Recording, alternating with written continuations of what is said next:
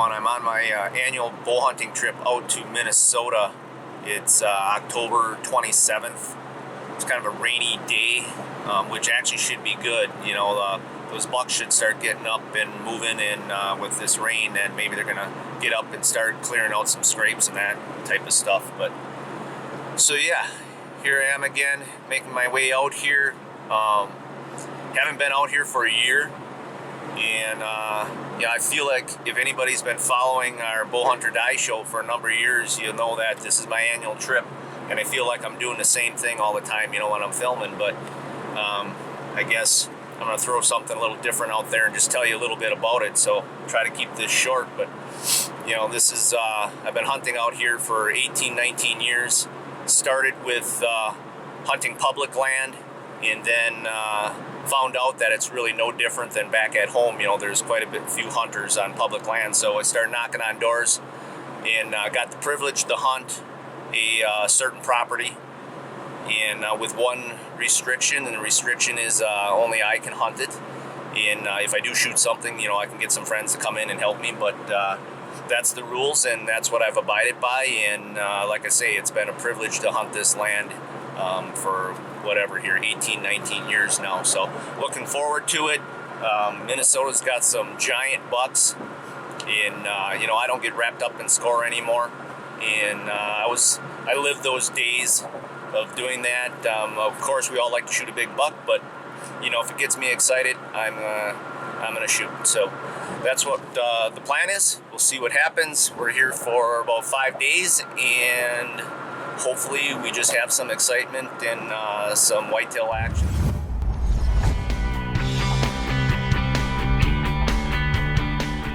All right, it's day 5 in Minnesota, and things have been really slow as far as rut action. You know, I've been seeing deer just about every day, except for this morning. I didn't see any deer at all. And I've been sitting, you know, 2 stand sites, just kind of watching the wind bouncing back and forth. But I've seen a few bucks the first couple days, and now haven't even seen a buck in a bit here. So I put up another stand today, so I'm kind of look forward to sitting that one this afternoon and possibly tomorrow morning. So wind's good for me, and we'll see what happens here. I'm on the other side of the property where I'm normally hunting, and feels good. You know, it's just a different view, and it's all on the same property. And over the years, I know there's been big bucks here, so we'll see what happens. But we'll see you in the stand, and with any luck, something's going to come through tonight.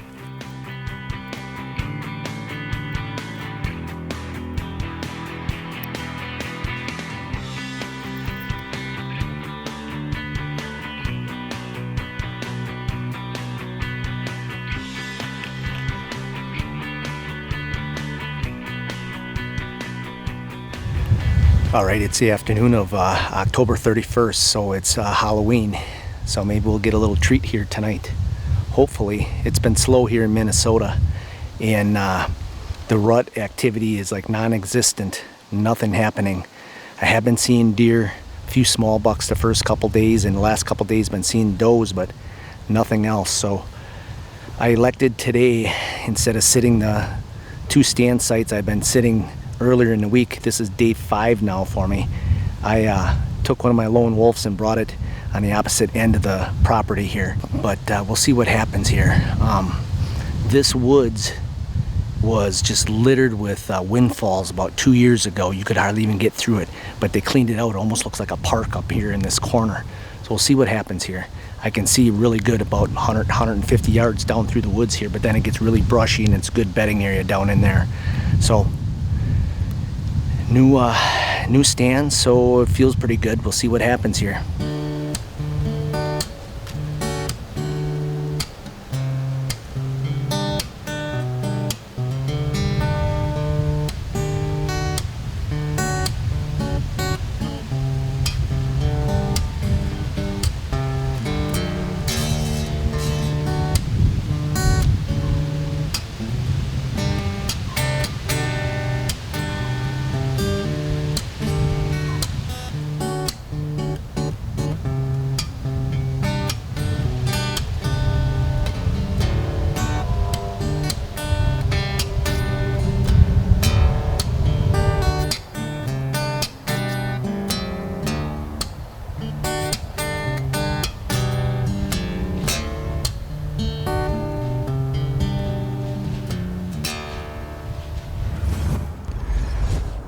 Alright, it's November 1st. Sweet November is here. It's a cold morning, 27 degrees, real frosty. I'm back in the stand that I hung yesterday, and a little recap of what happened last night. Doe and two fawns were in the woods here for probably 45 minutes. A truck comes in about 200 yards away and I think was loading some wood. Look down the ridge. Here comes a buck. Beautiful 10-pointer. Looking at the doe. The doe's working up towards me. The buck following. Look behind him. Here comes another buck. Looked like he was a 10-pointer too. Both shooters. I would have shot either one. Doe's coming right to me. She gets about 25 yards. And the bucks were probably 35, 40 yards. Just slowly coming up the hill. The guy slams the door of the truck, starts the truck up. The bucks come unglued, go right off the bluff here, run right down the hill. Doe stays. And I got pinned down, so I couldn't do a closing interview. So, am I mad? No. Disappointed? Very much so. Guess it wasn't meant to be, so maybe a bigger one's gonna come by. Not that either one of those two would have been good enough for me, so.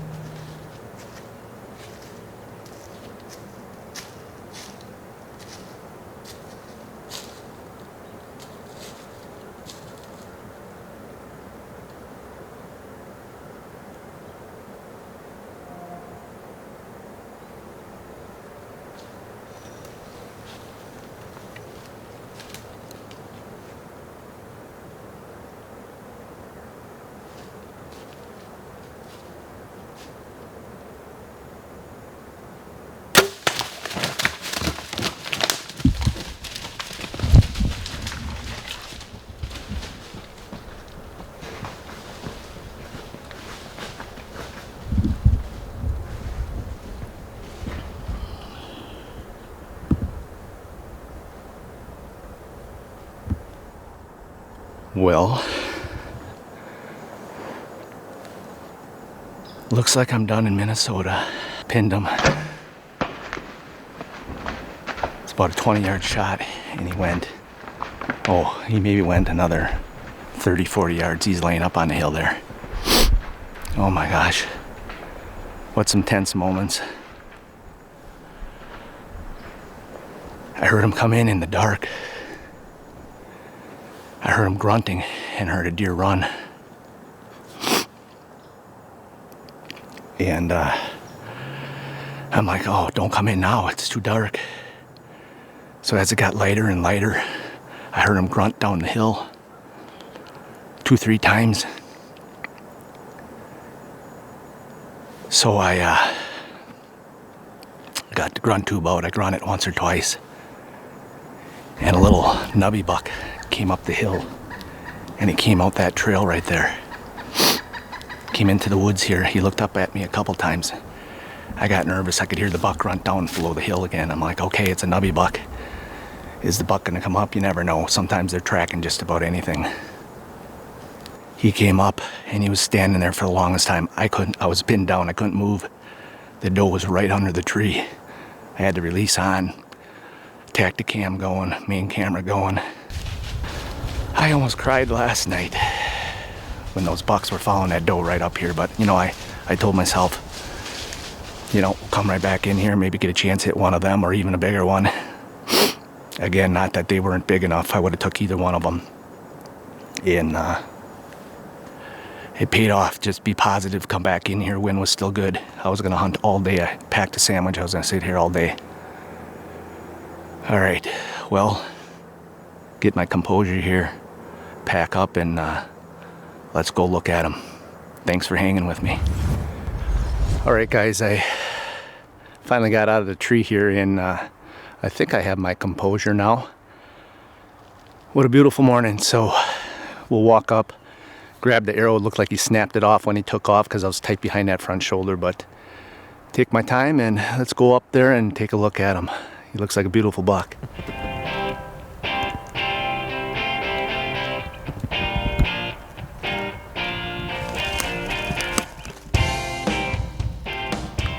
Wow, even my colorblind eyes can see this blood. There is a blood trail painted up the hill here.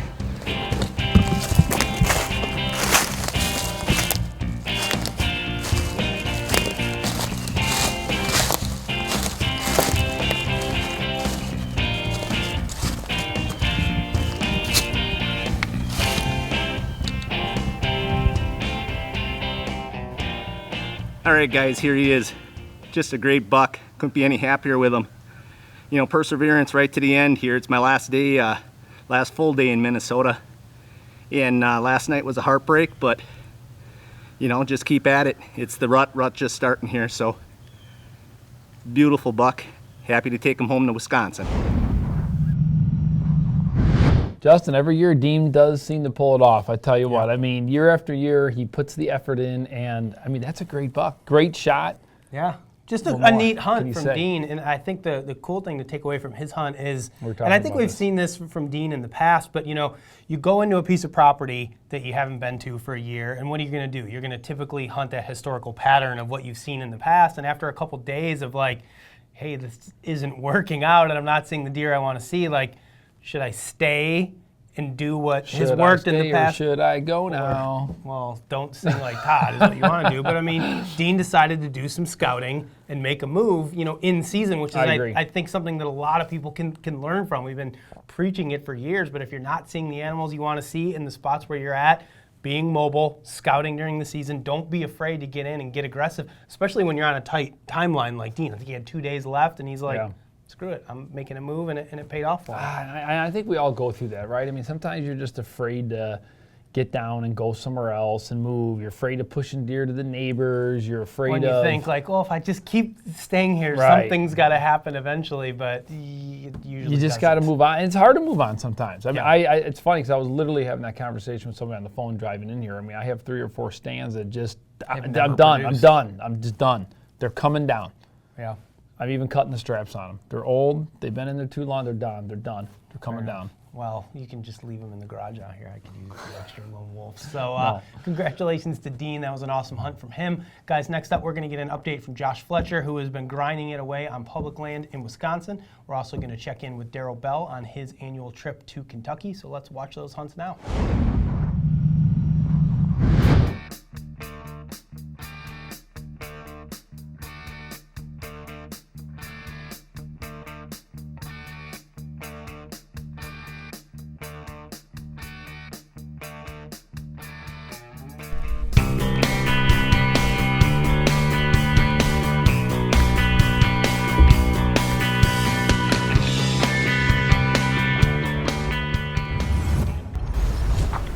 Well, I just got set up a little afternoon right now. I moved locations from where I was at this morning. I got a northwest wind, perfect. I'm hunting I call it the cutover pinch. You can see behind here, this is a fresh cutover. There's a strip, it's real wet, kind of a creek right below me. And just on the north side of that is another fresh cutover. I got a corner straight in front of me where this cutover makes a corner, inside corner. And then north of me, about 60 yards, I got another corner. So it makes a beautiful pinch, and I got 2 inside corners. Northwest of me, right up to upwind, is a huge swamp. It's literally a 2-3 mile swamp.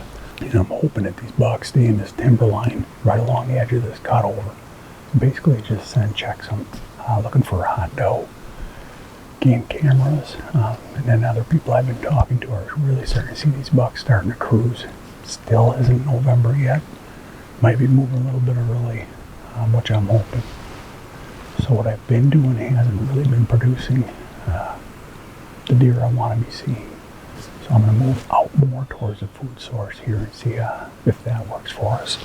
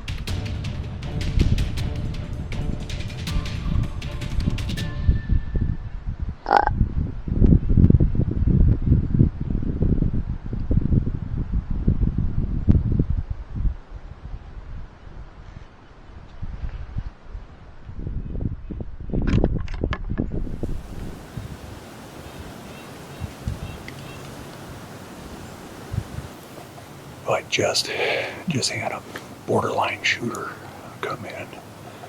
He was good and tall, but he didn't have the mass I was really looking for. Then again, I'm on public land, so who knows? If he came in a bow range, I might have let him up.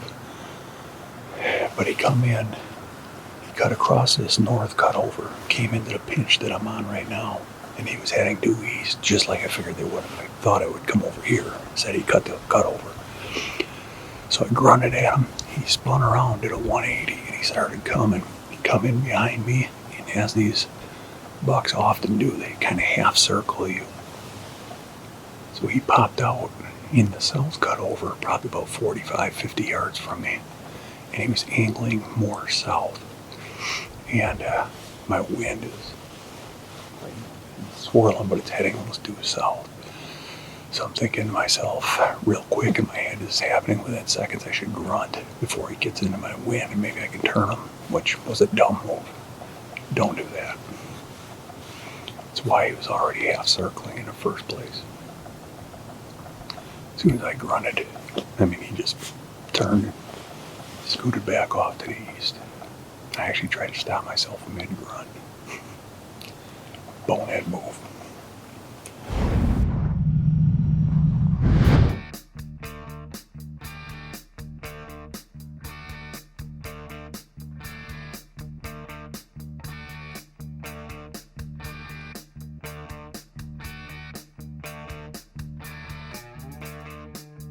Alright guys, well we're back in here this afternoon. Believe it or not, I got set up a lot quicker and easier this morning in the dark than this afternoon. This has been an absolute kerfuffle. And yes, Neil, I took your word. We're sitting over this little Heartland Wildlife Institute clover plot we put in here a couple of weeks ago. This thing looks pretty good. I'm not sure how much rain they've gotten up here, but I know it's been a good bit. There's some wheat in here and some oats and a lot of Heartland clover, top seed trophy clover, and their Rackmaker Plus blend. So the deer hitting it pretty hard. There's a lot of deer in here just about every day. They were in here this afternoon or yesterday evening. So hopefully with the little bit cooler temperatures today, they'll be back in here today. So maybe we can put a doe on the ground.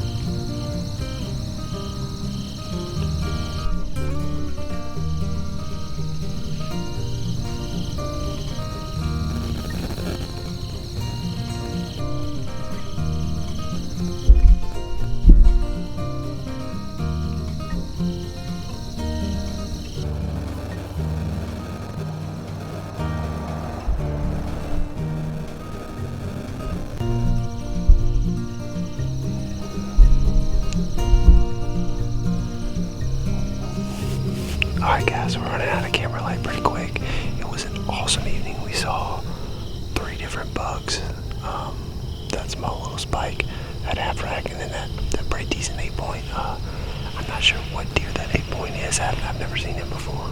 Stick with me if you guys don't see me here before then, 1st of November. Just know I'm out trying to get it done. So until next time, guys, bow hunt or die.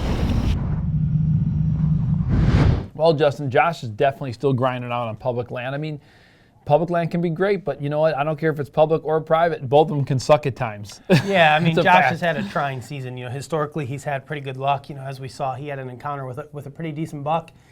Didn't exactly go the way that he wanted it to. How that deer reacted. I mean, you can never predict that. So I mean, it is what it is. As for Daryl, but there is times when you see that buck, man, you go reaching for that grunt call. I think sometimes we all reach for it, maybe even too soon. Sometimes I know I've done it where I'm like, oh, he's going away, and I grab it quick. I don't know. Yeah, I mean, I'm not a big caller, to be honest with you. I mean, I just don't call at deer a lot unless I know that they're not coming my way. If there's any chance at all that they're still gonna come my direction, I won't call at them until I know they're not coming, and I know that they're nowhere close to being downwind to me, because I remember just being younger, it seems like every bigger buck you call at, what do? They try to get your wind before they ever even come in.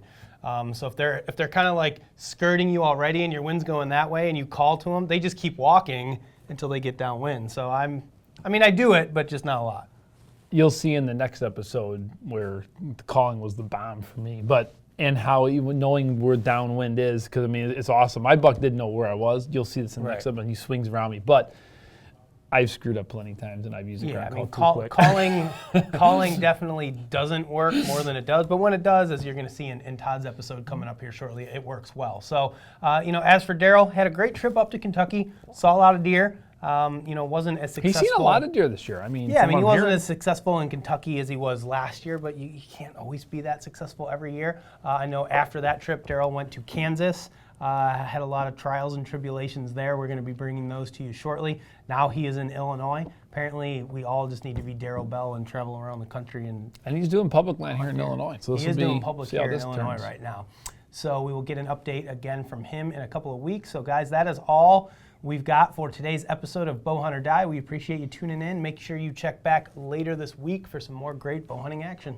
And I think we're at that point, just we need to remind people, don't give up, right? I mean, it's not over yet. We're just in the middle of the season. There's a lot of season left. But I'm talking to some buddies that we're all starting to sing the blues a little bit. You just feel like this. I know Tommy calls it rut anxiety or something like that. But rut depression, I call it. Rut depression. It's not over yet. Take your medication, relax. It's going to be fine. There's still time out there to hunt. And the thing is, and you're a great example of this. I mean, your season can turn around in 30 seconds. Todd was text messaging me the morning you shot your buck, like, I hate hunting. Hunting sucks. I won't say it. And 30 seconds later, a buck runs in and you shoot him. So, I mean, you just got to keep grinding away. It didn't run in. You got to wait for the other. It did not run in. Well, I'm using that as a figure of speech. I don't mean he ran in. Just you guys understand what I'm saying. So, guys, thanks again for tuning in. We'll see you next time. Bow Hunt or Die. For more exciting action, be sure to follow us on Facebook, Twitter, and Instagram, and receive live updates from our team members, as well as the latest happenings in the bow hunting and archery world. Be sure to share your photos, stories, and experiences as well. And don't forget to pick up your official bowhunting.com and Bow Hunt or Die gear by visiting bowhunting.com/gear. We have a full selection of hats, shirts, decals, wristbands, and much more. Action. What are you looking at me for? You're talking. You're going to be like, man, that was another great hunt from Dean the Machine. Ready? That guy is a robot. Deer killing robot. He is. Action. We're going to start this episode off talking about why you don't loan your bows to people. Don't loan your bow to Brad. Don't loan your bow to Brad. Brad, I'm sorry. We're going to throw you under the bus there in the beginning of this episode here, but let's focus on Dean. Okay, let's go. Okay. It's weird your audio cut out. Hey. I'm on it. Hey. You can't do without your phone for 20 minutes.